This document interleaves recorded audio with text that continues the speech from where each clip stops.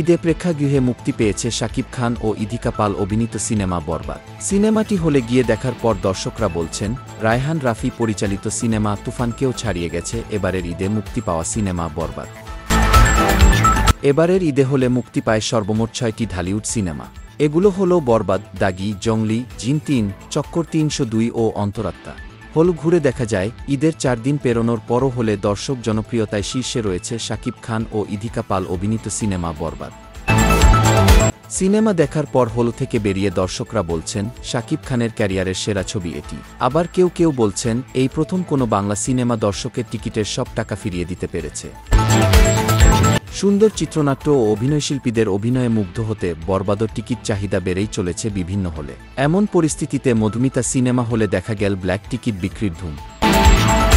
ক্ষোভ প্রকাশ করে দর্শকরা বলছেন, বরবাদ সিনেমা দেখতে এসে টিকিট না পেয়ে আর ব্ল্যাকে চড়া দামে টিকিট কিনে নিজেরাই বরবাদ হয়ে যাচ্ছেন।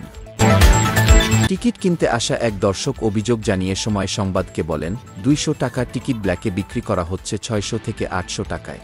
ক্রেতা বুঝে আরও দাম চড়াও করছে ব্ল্যাক টিকিট বিক্রেতারা। অনেক দর্শকের কাছ থেকে অতিরিক্ত টাকা নিয়েও টিকিট না দিয়ে কেটে পড়ছেন। মেহেদী হাসান হৃদয় পরিচালিত, শাহরিন আক্তার ও আজিম হারুনের প্রযোজনায় ঢালিউড ইন্ডাস্ট্রির সবচেয়ে ব্যয়বহুল সিনেমা বরবাদ। অ্যাকশন আর রোমান্টিক ঘরানার এ সিনেমায় কেন্দ্রীয় চরিত্রে রয়েছেন শাকিব ও ইধিকা। গুরুত্বপূর্ণ চরিত্রে অভিনয় করেছেন মিশা সওদাগর ও কলকাতার যিশু সেনগুপ্ত।